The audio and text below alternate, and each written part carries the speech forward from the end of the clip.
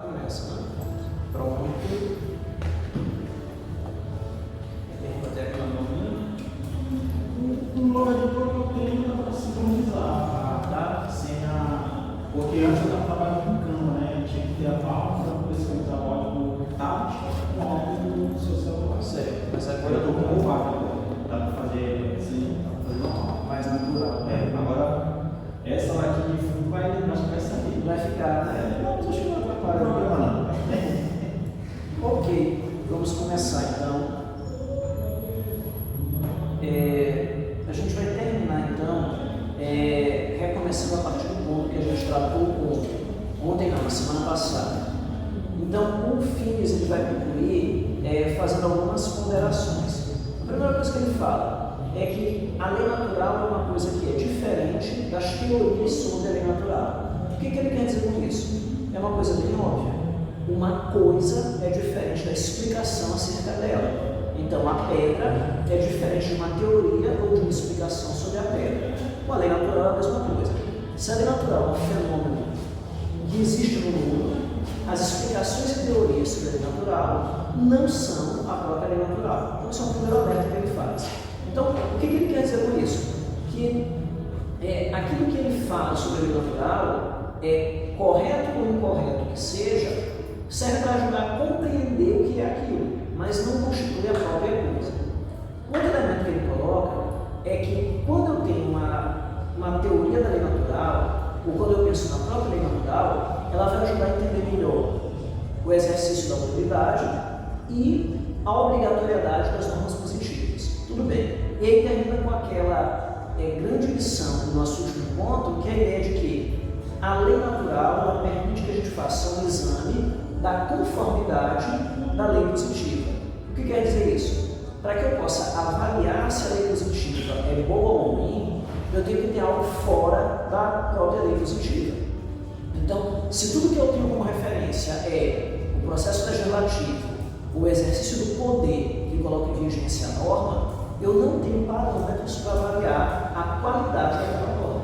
Então, a lei natural ela oferece isso, né? Um parâmetro externo e anterior que me permite fazer um exame da conformidade das normas positivas, avaliando a qualidade dessas normas.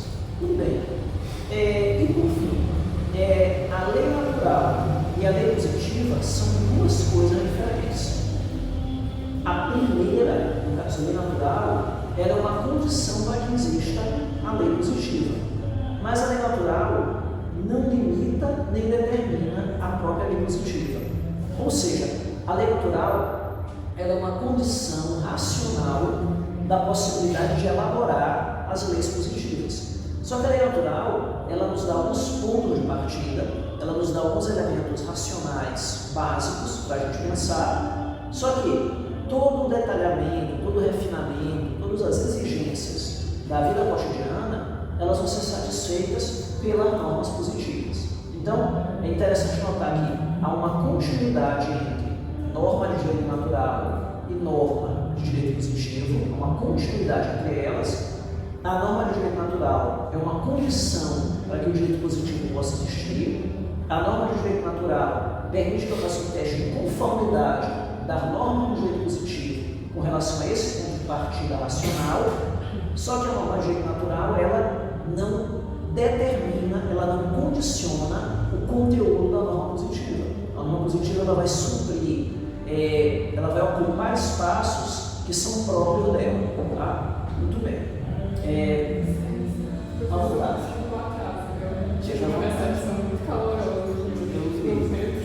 Vamos adiante então, gente. Ele vai falar no item 2 diretamente do céu. Meu Deus. Meu pai falou que é dinheiro chegando. Tu tá sem muita sorte. Eu tenho que cobrar da Fabrício adicional de insalubridade. Para e vou retomar. Eu parti do próximo item. Deu pra gente fechar o item, né? Ótimo, excelente. Então vamos lá. O capítulo 2 do FINES se chama Imagens e Objeções. Nesse item aqui, ele quer discutir algumas ideias que são apresentadas acerca do direito natural, que nem sempre correspondem àquilo que ele é, e algumas objeções que são feitas, que também às vezes são objeções que são mal direcionadas.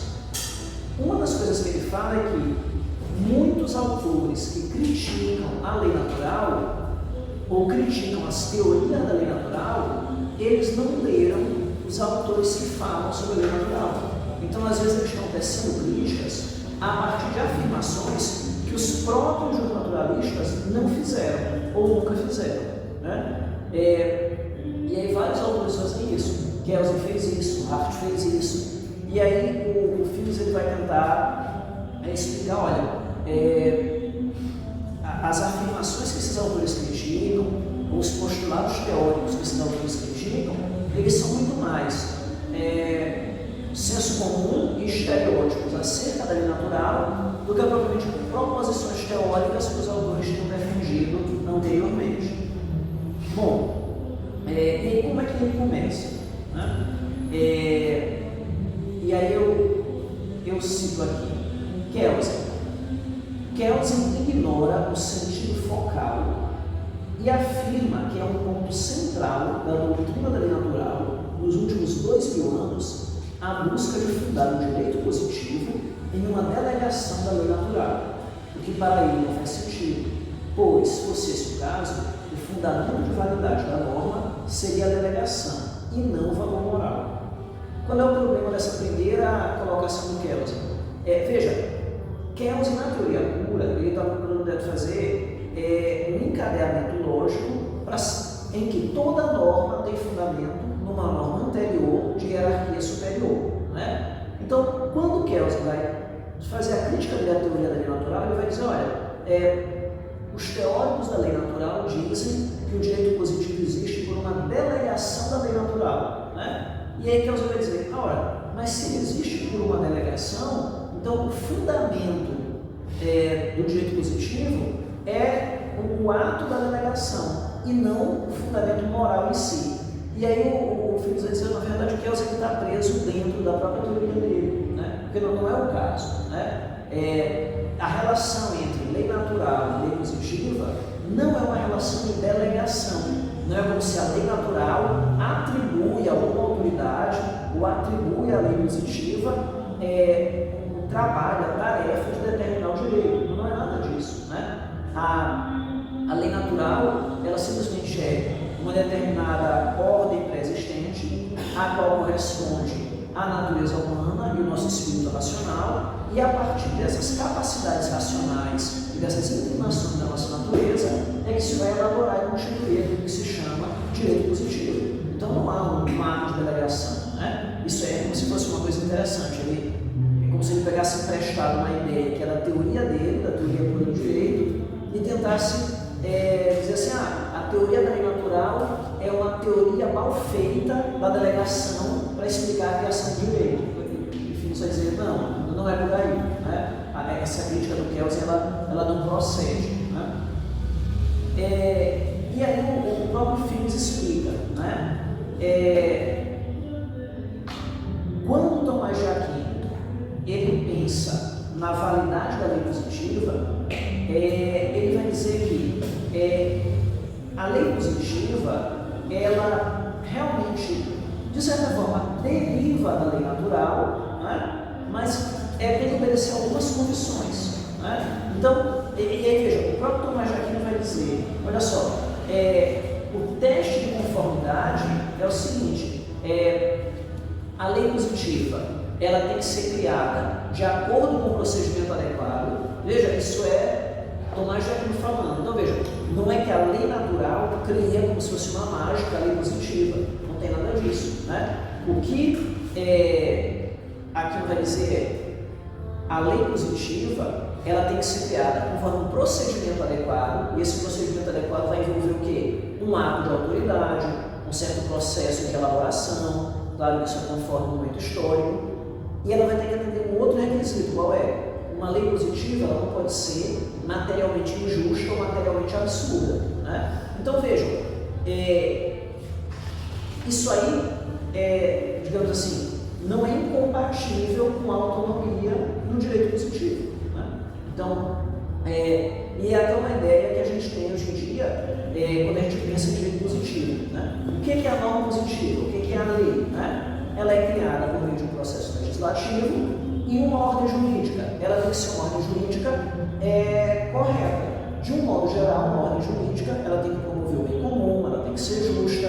Então, aquilo que o direito natural coloca como uma condição para derivar da lei natural à lei positiva, né, a condição de compatibilidade é perfeitamente compatível com a autonomia do direito positivo. Tá? Então, é uma ideia deturpada dizer que a lei natural ela determina ou ela impõe o conteúdo das leis positivas, em que as leis positivas, na verdade, estão apenas o quê? Declarando um direito natural pré-existente, como se, digamos, o nosso Código Civil existisse em algum lugar do espaço flutuando e o legislador apenas tomasse consciência daquilo que está flutuando no espaço e declarasse em forma de lei. Não é assim que funciona.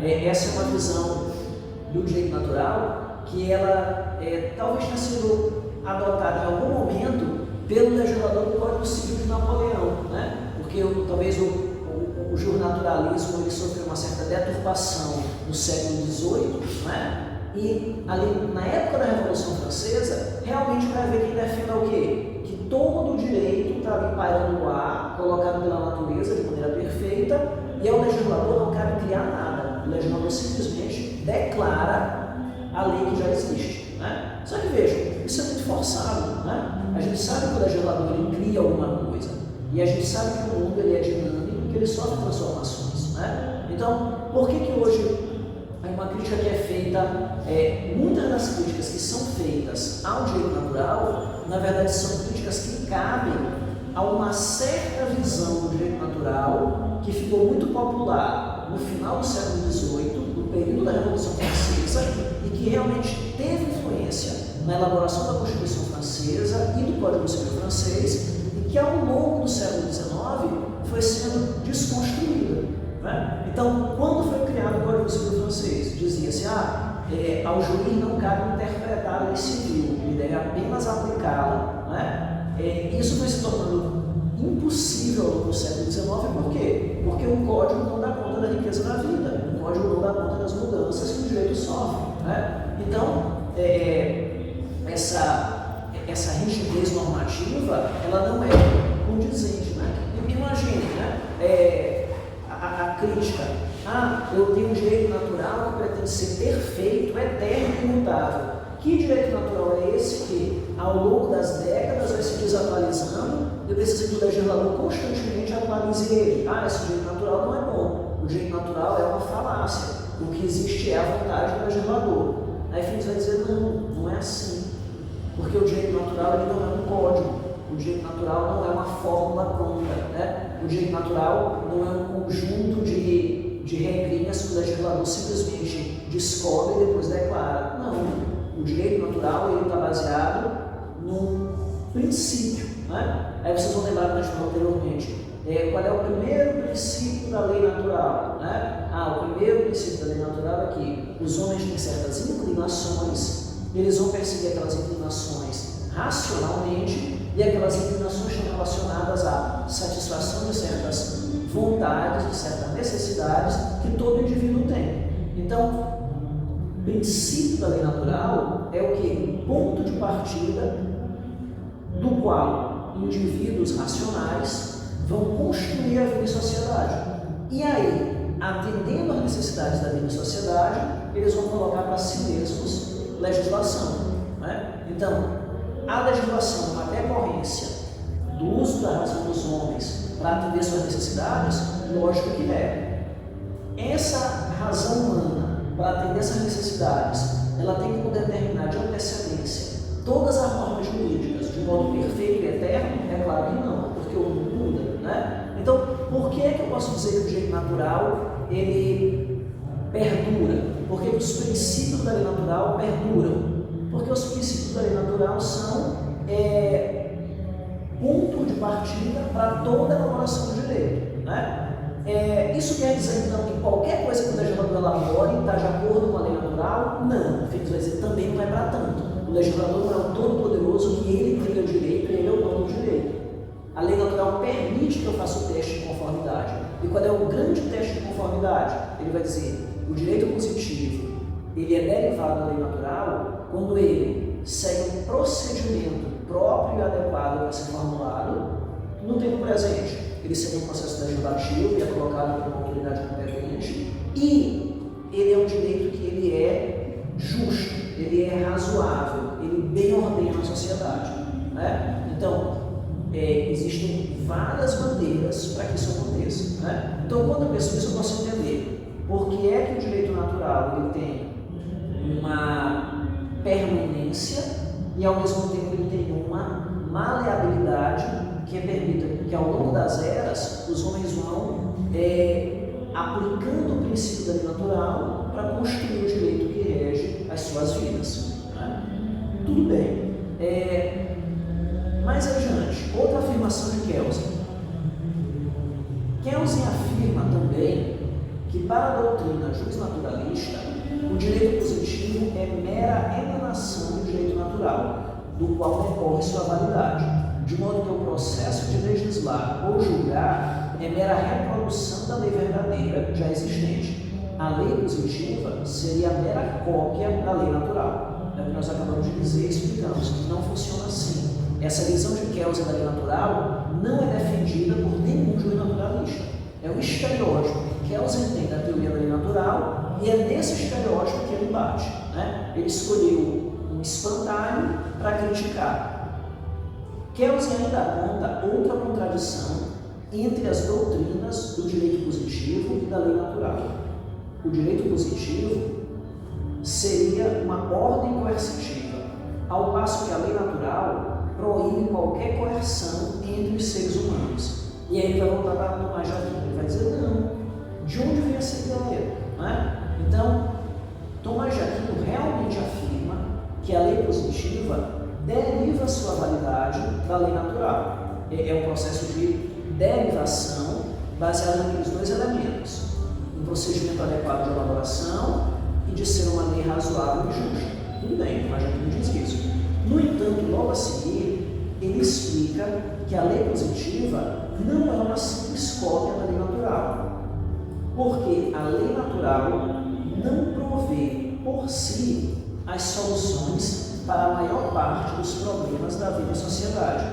É necessário um sistema de direito positivo que complemente as exigências da moralidade, de modo a compelir os egoístas a agir de modo razoável. Então, existem exigências de moralidade? Existem. Elas sozinhas são capazes de fazer o direito? Não. Por que eu preciso de direito positivo? Porque eu preciso de um conjunto de normas obrigatórias que possam ser impostas, de maneira que aqueles que não se adequam aos padrões da moralidade por sua consciência possam ser compelidos a se adequar aos padrões da moralidade, porque eles são, digamos assim, eleitos como alvo de proteção do direito. Então, o direito deve ser moral? Sim. O direito deve ser bom? Sim. O direito deve ser razoável, justo? Sim.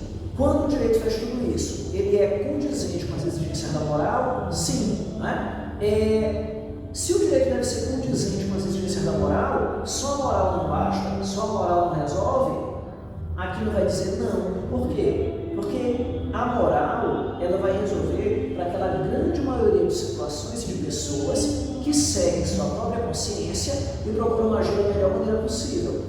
Mas alguns indivíduos vão estar perdidos, ou por uma má compreensão da realidade, ou por seu egoísmo, ou por sua imoralidade, né? Ou por qualquer outro problema da falibilidade humana. E para esses indivíduos, o direito positivo vai ser particularmente importante. Por quê? Porque eu tenho que ter uma norma que possa ser imposta, que ela possa ser realmente obrigatória. Então veja, Tomás de Aquino vai dizer assim, veja-se uma grande diferença, né?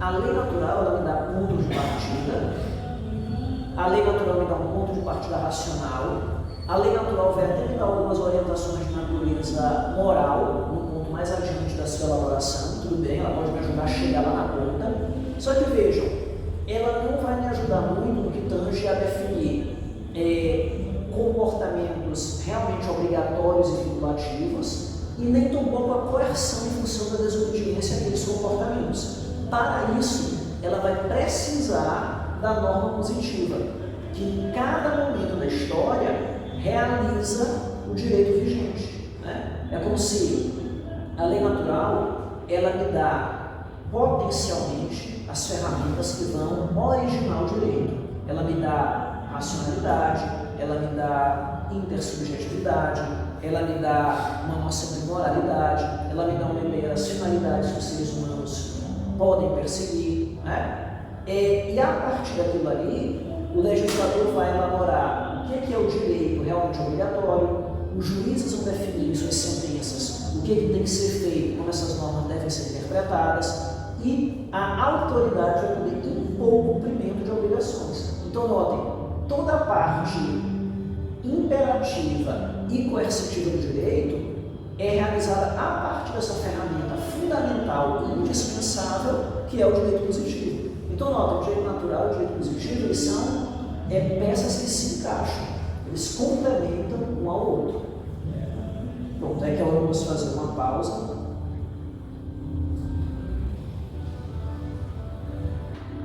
Certo, então nós vamos passar agora para um novo item, que é o item onde o FINES trabalha com uma outra objeção. É uma objeção feita por Herbert Hart. Olha só, Hart afirma que a teoria do direito natural, em seus vários disfarces, postula que os seres humanos dedicam-se e unem-se igualmente em sua concepção dos fins a perseguir. Né? E aí, o FINES afirma, olha, ninguém disse isso. Né? Porque, veja, é aquela ideia de que o direito natural pressupõe uma falsa harmonia. O direito natural parte do pressuposto que todo mundo pensa igual, todo mundo quer as mesmas coisas, que os indivíduos vão viver, concordar com tudo. E ele fica dizendo, não é isso. Né? A lei natural assume que as pessoas querem coisas diferentes e que vai haver conflito entre elas. Né? Então, essa ideia dessa falsa harmonia também é uma coisa que nenhum naturalista falou e que o Hart, digamos assim, também inventou espontâneo para bater na lei natural. Então, o direito natural não pressupõe uma harmonia inerente entre todas as pessoas. Né? Tomás de Aquino enfrentou a questão do reconhecimento da lei natural pelos seres humanos e trabalhou com uma tripla caracterização dos preceitos da lei moral. Né? Aqui ele vai pegar emprestada a lição de Aristóteles para explicar como é que os indivíduos são tão diferentes. Né? Aí ele vai dizer, olha, como é que os indivíduos reconhecem a lei natural? Alguns princípios são mais gerais e todo mundo aceita. Eles correspondem às formas básicas do bem humano e qualquer pessoa sã é capaz de reconhecê-los. Então, uma forma bem básica do bem. Se você está com sede ou com fome, você vai querer beber ou comer porque você não quer morrer. Né? Então, qualquer pessoa sã vai procurar isso. Ela não precisa ser, se é uma pessoa boa, honesta, não tem nada a ver. Né? Então, eu vou dizer, as formas mais básicas do bem são acessíveis para todo mundo. Só que ele vai dizer que tem um outro nível. Existem algumas implicações morais elementares. Né? Então, quando eu quero, por exemplo, comer, eu tenho aqui uma refeição e eu tenho algumas pessoas para compartilhar aquela refeição. Eu posso ter que pensar qual é a parte da refeição que toca para mim. Né? Então, aquilo ali coloca uma implicação moral elementar que pode ser distorcida por preconceitos, por descuido, por interesse pessoal. Né? Eu vou pegar um pouco mais de comida porque eu tenho mais fome. Né? Eu quero pegar um pouco mais de comida porque eu não sei se o jantar vai ter, então eu quero já me garantir. Né? Então,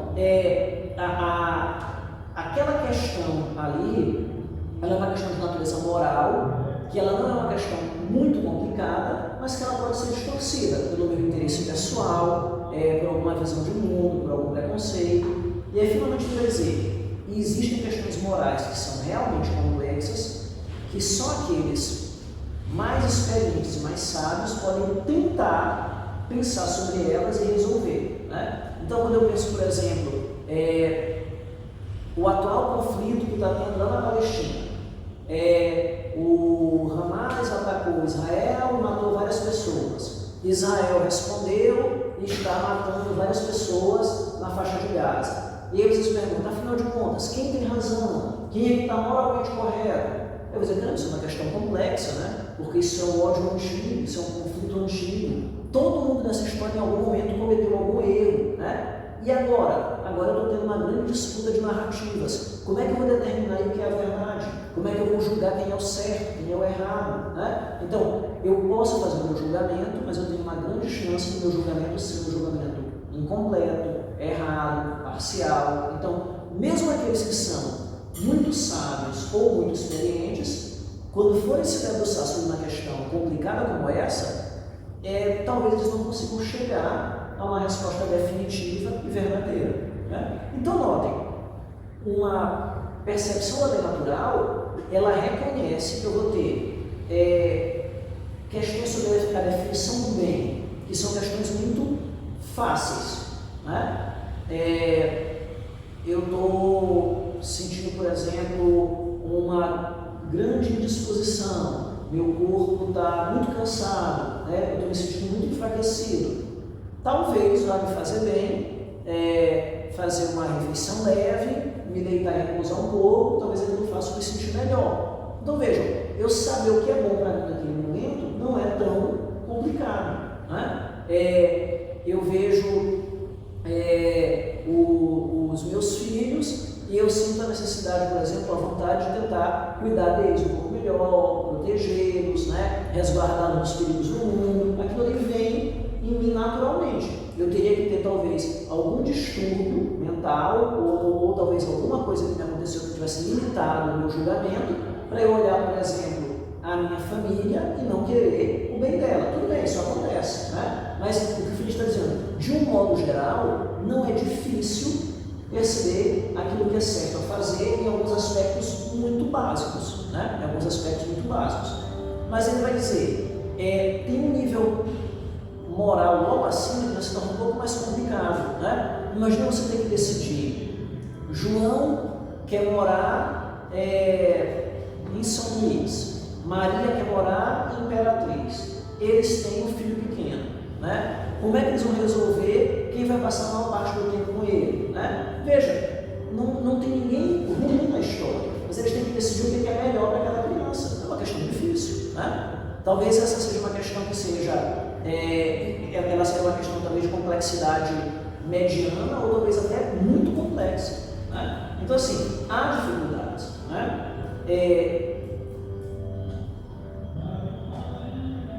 E aí ele complementa.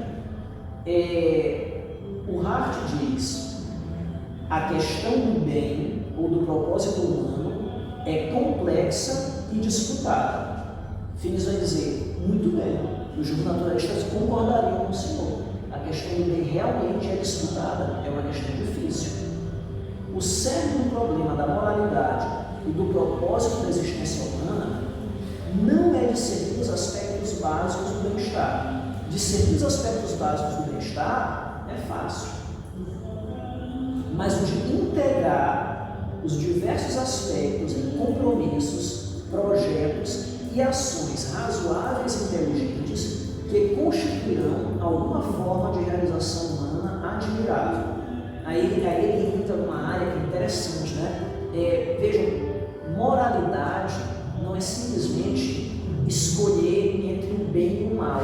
Ela vai mais longe, né? Então, o problema do bem humano é complexo, é disputado, resolver o bem e o mal é um pouquinho difícil, mas veja, a questão da moralidade vai mais além, né? Porque na verdade eu quero realizar algum bem na minha vida, realizar algum bem para aqueles que estão à minha volta, para a comunidade que eu estou inserido, eu quero conjugar isso numa série de ações, de comportamentos que tornem a minha vida admirável, que tornem a minha vida completa, que tornem a minha existência boa, digna, que é aquela coisa que a gente pensa quando diz, será que eu vou chegar um momento na minha vida, olhar para trás e perceber que eu tentei fazer o melhor possível para alcançar uma existência digna, boa, decente? Então, o problema da moralidade não é simplesmente no dia a dia, resolver pequenos dilemas morais. Na verdade,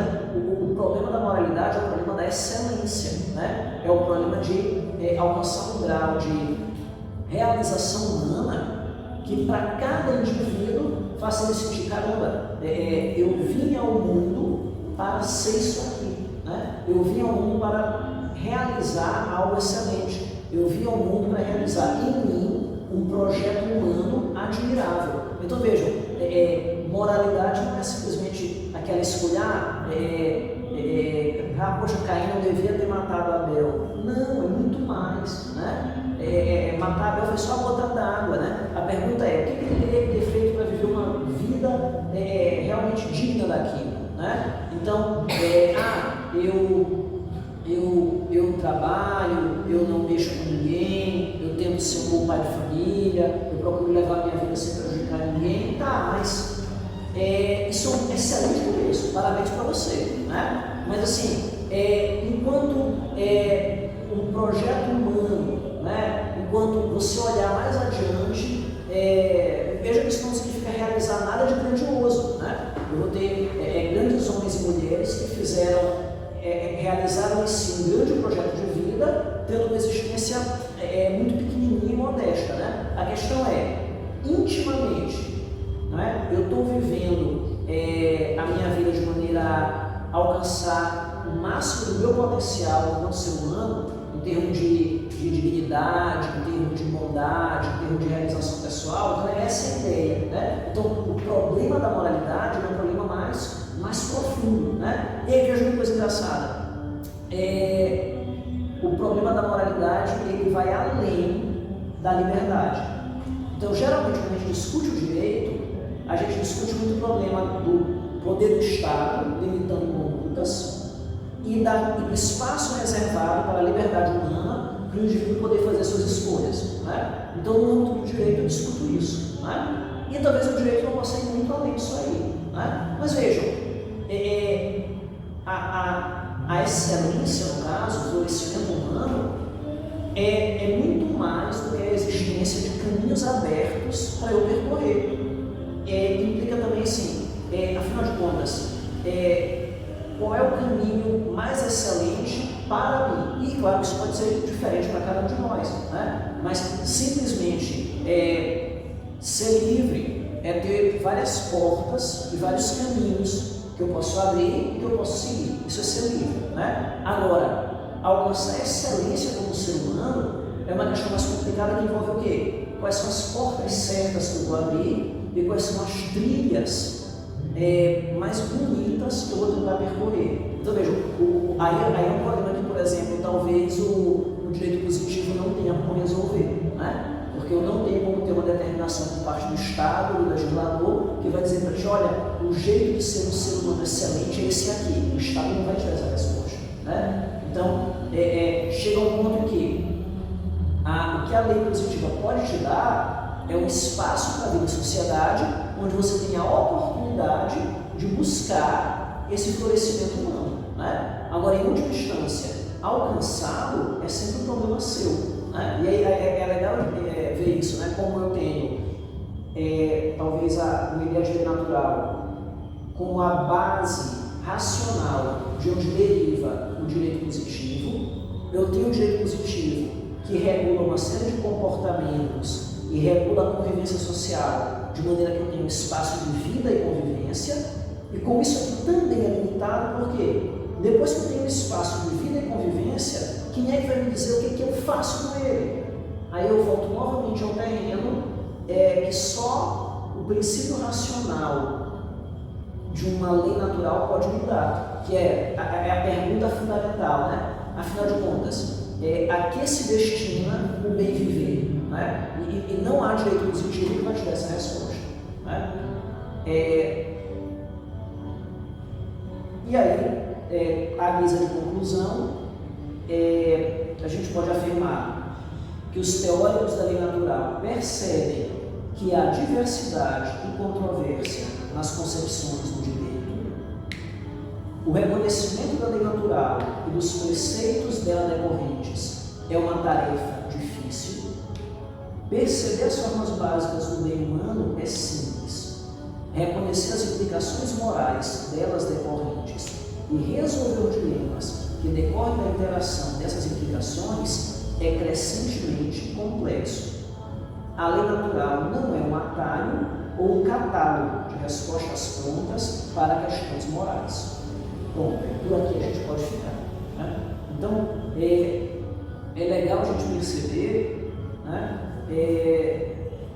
que eu não tenho na lei natural nenhum segredo que vai chegar aqui e me permitir dizer, olha, vocês têm que viver assim para terem uma vida boa. Não existe. Né? Então, assim, que é uma coisa que é engraçada porque, de alguma maneira, todo ser humano, em algum ponto dele, assim, às vezes um ponto bem infantil, ele realmente tem a vontade de encontrar uma resposta simples que resolva todos os problemas. Né? Só que não é assim. Né? A vida do ser racional, que tem necessidades complexas e que interage com outros seres racionais que também têm necessidades complexas, numa sociedade grande, multifacetada, cooperativa, mas também conflituosa, é uma tarefa grande, né? Uma tarefa difícil. Né? Então, mas, e aí é que é o ponto da coisa, né? Vejam, o fato da existência humana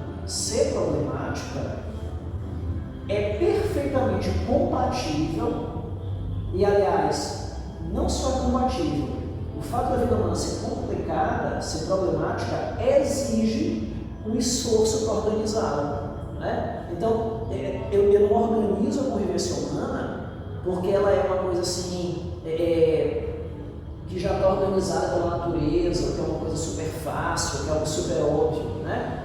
Eu organizo a convivência humana porque ela é problemática, porque tem algumas coisas que são difíceis de resolver. Então eu preciso estar o tempo todo tentando criar alguma ordem, tentando criar alguma sistematicidade.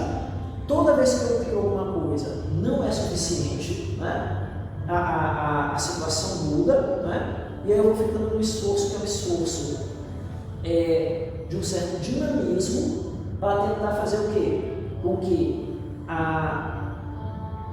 o direito, enquanto criação humana, consiga continuamente criar e recriar um espaço onde o ser humano possa se realizar. Né? Então, direito bom é o direito que ele cria e garante um espaço onde o ser humano pode se realizar. Né? Esse é o direito bom. Né? Ele tem que ser criado de uma maneira que a comunidade, digamos, aceita como legítimo, né? E ele tem que ter um certo grau de razoabilidade e de bondade. Quando o direito atende essas duas coisas, né, ele é criado de uma maneira aceitável e ele tem também um conteúdo aceitável, aí ele está conforme aos princípios da lei natural. Né? Então, é algo que não dispensa um esforço constante, não resolve os problemas, né? E não elimina o debate. Né? Agora, encerrando com aquilo que eu falei no começo, né? Eu posso saber que uma norma é ruim ou que o direito é ruim quando ele é injusto, quando ele é incoerente, quando ele é imprevisível, quando ele é criado de uma maneira que é inaceitável para a sociedade, ou que surpreende a sociedade, ou que é fora dos canais que se concordam que deveriam existir. Né? Então, assim, eu tenho como fazer um exame externo do direito, né? Que é o grande presente que uma teoria da lei natural me dá. Né? Ela vai dizer, eu tenho as condições iniciais de existência do direito positivo e eu tenho como fazer um exame a partir de fora, porque embora a lei natural me dê as condições para que eu derive o direito positivo e a lei natural são coisas diferentes. E embora um seja a continuidade do outro, um não se subordina ao outro. Cada qual tem um papel específico. Né? É bem legal pensar isso.